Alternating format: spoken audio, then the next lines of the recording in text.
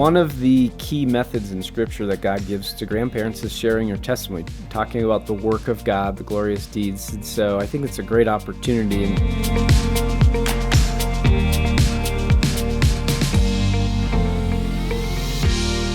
Josh, it's great to have you with us for the first time here at Focus. Great to be here, guys. Let me ask you this. So this is a common cliche that I love, that grandparents and grandchildren love each other so much because they have a common enemy.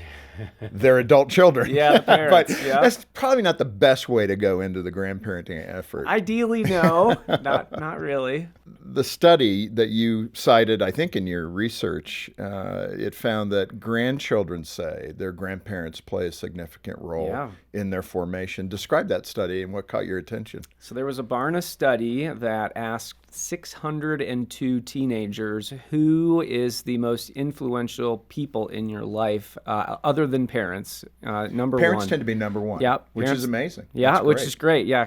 Congrats, parents. And, if you think in your head, who would be the number 2, 3, down that list, many of us think of peers or teachers. And of course, those are big, big influences. But what Barna found was that typically it's other family members. Most of the time that would be grandparents is number 2. And then it goes teachers and coaches, then peers, and then pastors and religious leaders. And so I'm kind of trying to make sense of this study. My interpretation is simply this: it comes down to time that individuals have with a child. And you think about all those individuals I mentioned, who has the greatest amount of time with children from birth through adulthood?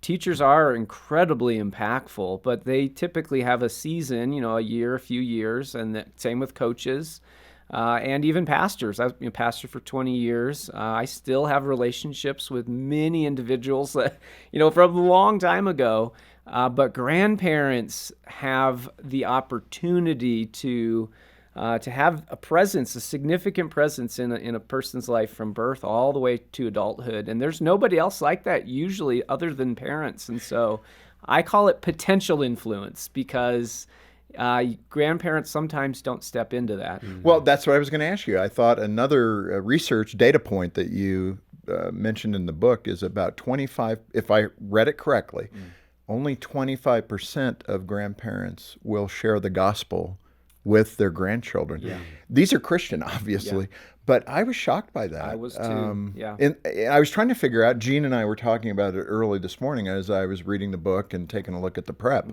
But I was thinking, what would prevent a grandparent from doing that? That the adult children have said, hey, we don't want you to do that. I mean, that may be one reason. What did you find in that study? Grandparents, some of them were making the assumption that the gospel was being communicated at a grandchild's church or home, and so they weren't needed in that way, understandable in that regard. Some didn't have the freedom to do that. We're literally told by adult children, you're not allowed to have this kind of conversation.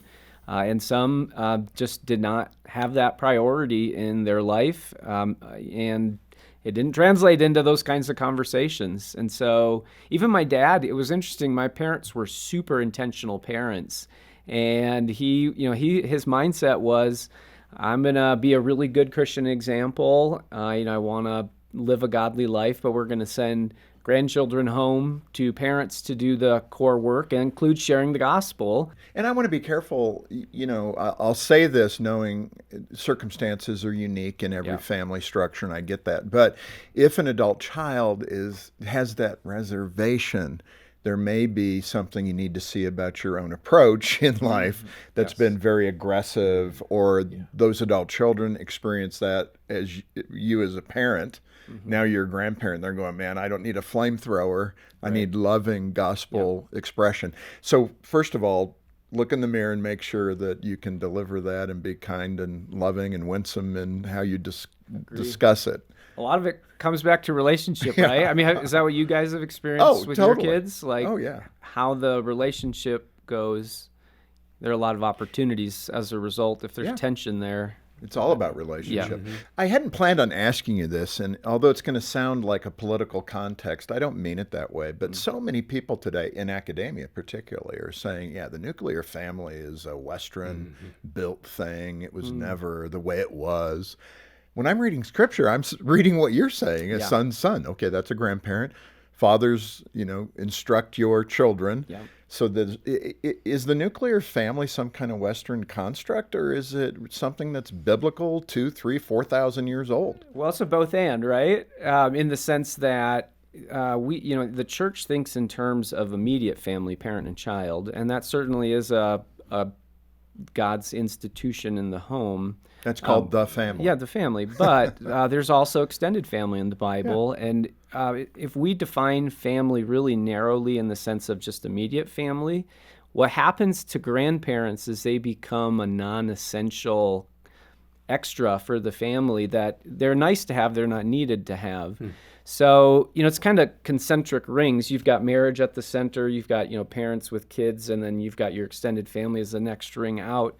They're given a very critical part in the home, and understanding, God has given parents the stewardship of children, but he's also given grandparents a role. And so as an adult child, I'm not a grandparent yet, but I have a role as a gatekeeper, kind of opening the gate to my parents and my wife's parents to say, we want you to be involved in a healthy kind of way. And I think that's pleasing to the Lord to involve. So in answer to your question, yeah, I think there is a little bit of distortion going on with how we understand. If we understand family only as parent and child, then grandparents are on the periphery and they don't actually get to engage in any significant way. Yeah, and a man shall leave his mother and father and cleave to his wife, and the two shall become one flesh. That's the nuclear family with the extension of grandparents. Mm-hmm. I mean, it's not new. It's in the Old Testament. So we're looking at 3,000 to 5,000 years that this has been occurring, and it seems reasonable. I would think as a scholar, the idea there and that separation by distance is part of modernity. I mean, traveling to New York and you grew up in Utah, that's just part of it. You work in New York or wherever you work, and you're 3,000 miles away from your extended family. That's the difference. So you're not as integrated. You're not in the same village. You're not passing a home down from one to the next in most cases. So I just publicly want to make sure we get that point across. You share a story about a woman named Pat with two T's, by the way. Yeah, I like that. Pat. Yeah. And her granddaughter was struggling in her faith. And what did Pat do as an example of what a good grandmother can do? So Pat received this from her teenage granddaughter. She said, I've learned more about how to be a Christian by watching how you live your life, the way you pursue a life that reflects Christ in every way, whether that be through your marriage or simply talking to a man in a restaurant. For 17 years, I've watched you share the gospel shamelessly and point our family towards him. In every situation, good and bad, I've ever been in, you have reminded me that it's not about me and that I serve a God that has a plan for me that ultimately leads to him. The day we spent going around to different landmarks reading that book is what I attribute to the beginning of my spiritual journey. You showed me that following him is what matters. Wow. Boom. Hats off to Pat. She was attuned to her granddaughter struggling in her faith and intentionally decided to invest, made herself available. And I think every grandparent has the opportunity to do what Pat did here. We can be intentional and we can be available, and the impact of a godly life on a grandchild over the years, they're watching us. Mm-hmm. And that is a strong apologetic for Jesus Christ. And, there's a couple of key phrases I want grandparents to walk away from today's broadcast with. It's grandparents matter. I think our culture undervalues grandparents. And one's from this here. That's moving from Christian grandparenting to intentional Christian grandparents. And if you as a grandparent are willing to do that, to go from Christian grandparenting to intentional Christian grandparenting, like Pat did here, I think God will utilize that and bless that, and just what a great example. Mm-hmm. Hey, allow me to interrupt for just a moment here to say how much we appreciate you watching. Now, if you find value in this content, subscribe by clicking below. It'll be a big help to us. Let's go ahead and return to the show. And Josh, in addition to kind of actions, there are opportunities for words. And you had a really wonderful story about your dad sharing his testimony with one of your kids. Tell us that story, because it's very touching.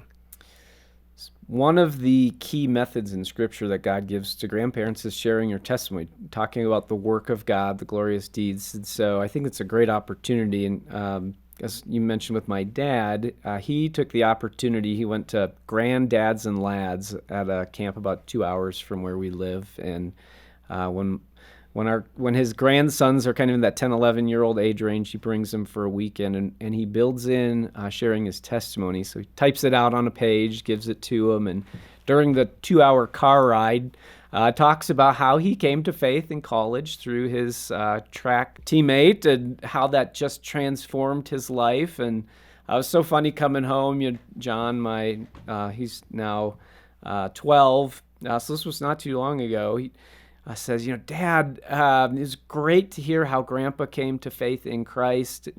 He talked for a really long time, but I'll tell you what, all three of my sons have that piece of paper up in their room, and they will cherish that for the rest of their life. And it's one of God's methods to build faith. Our stories that we have, just conversion story, how God's been faithful to us. Those aren't the point. It's not us. It's the pointer to make much of who God is, and our culture has done the exact opposite. It's taken something that God has meant for good and used it for evil. That's what deconstruction stories are. They're personal testimonies of walking away from Christ to destroy faith. God's built that in a testimony kind of component to build faith. And man, you read this all over, especially the Old Testament, about tell of the glorious deeds of the Lord and his might and the wonders he has done to the next generation. And what it does is, as like my dad did with my son, it helps our kids, our grandkids, have this great view of a grand God that there is no rival, there is no alternative, and he's a God that they can trust and put their faith in. And so yeah, man, use your testimony. If you've never done that, God's given it as one of the tools in your tool belt. And man, you could write it down and give it, or build it into a family gathering at Thanksgiving or Christmas, or when you have an opportunity doing, fishing or baking or driving, build that in. And I hear John, your son, saying, "But make it crisp." But make it crisp. Get to the point, Grandpa. Doesn't need to be an hour. Yeah. I like that.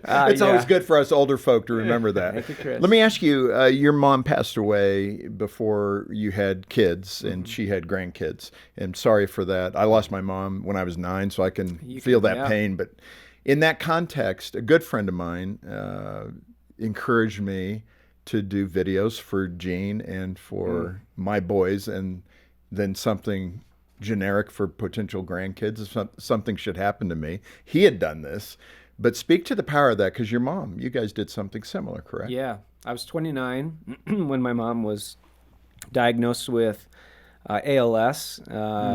We thought she'd have a longer time. It was really quick. It only ended up being 6 months. Terrible disease. Yeah, it's horrible. Sorry.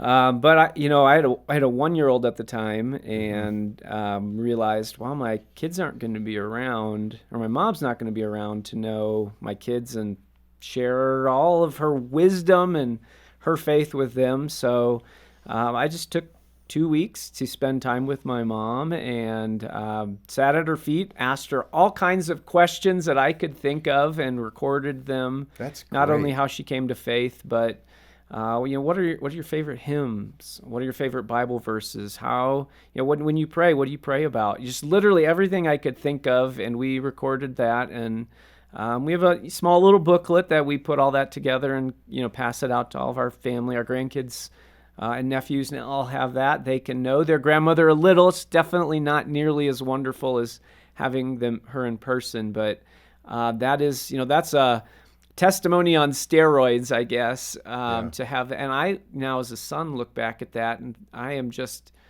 it's just a joy, and it's such a wonderful thing to just see my mom's faith and the legacy that she has through that. And so There's just so many ways we can build those kinds of tools into our family. You just mentioned two right there that we've done with our kid. Yeah, which I think is great.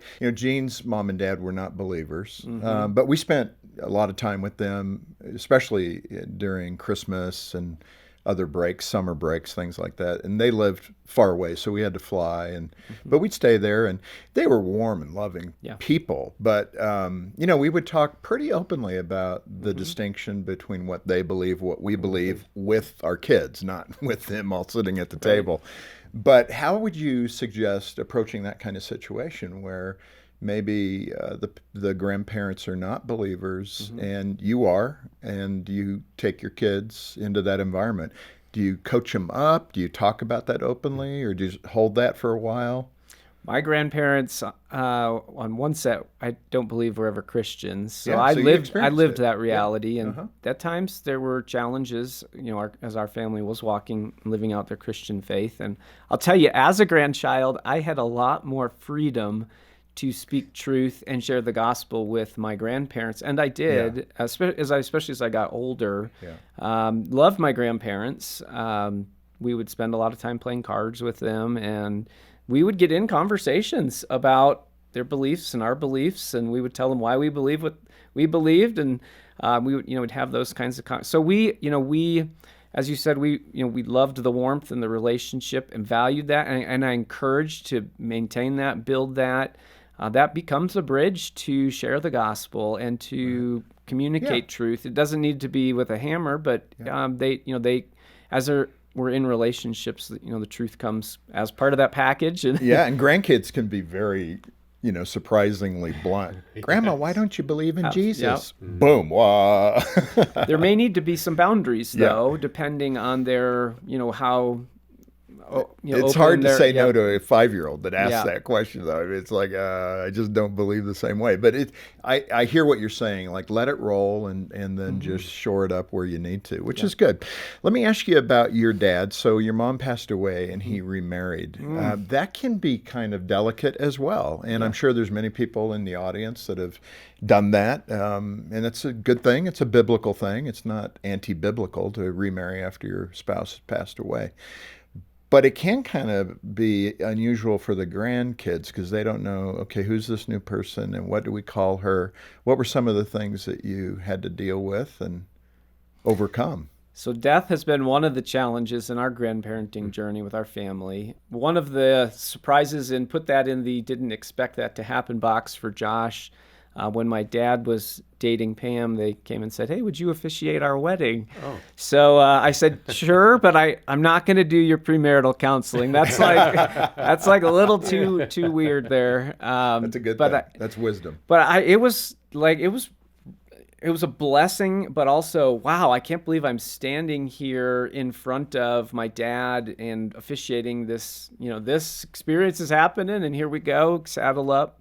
One of the biggest challenges we had, as you mentioned, Jim, was what do we call Pam and what role does she have? And I think for Pam, there might have been some hurt feelings on the front end, just trying to navigate that, and that was our fault, not doing a great job maybe on the front end.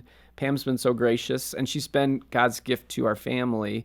She was named by my second born son. He's now 16. So when he was really little, like, I don't know, preschool age, we were over at Dad and Pam's house. They were fairly newly married at the time. And we walked in the front door, and Pam got down on one knee and threw out her arms. And my son Asher said, "Grammy Pammy!" And so that stuck. That stuck. So it's Grammy Pammy. And, I don't think there's any hard and fast rule in that kind of situation. If you call her mom or whatever, that's fine. But that's been good. And blended family, anybody that's gone through that, I did that as a young adult. It's hard. It's not easy.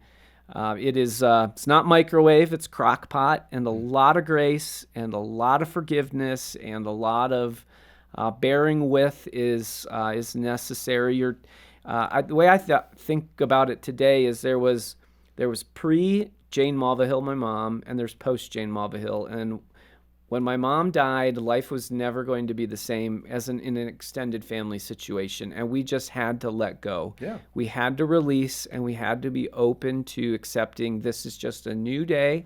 It is a new normal. We're going to have new traditions. We're going to have new everything. It's a blank slate. We need to let Pam speak into some of what that looks like. She's bringing things in.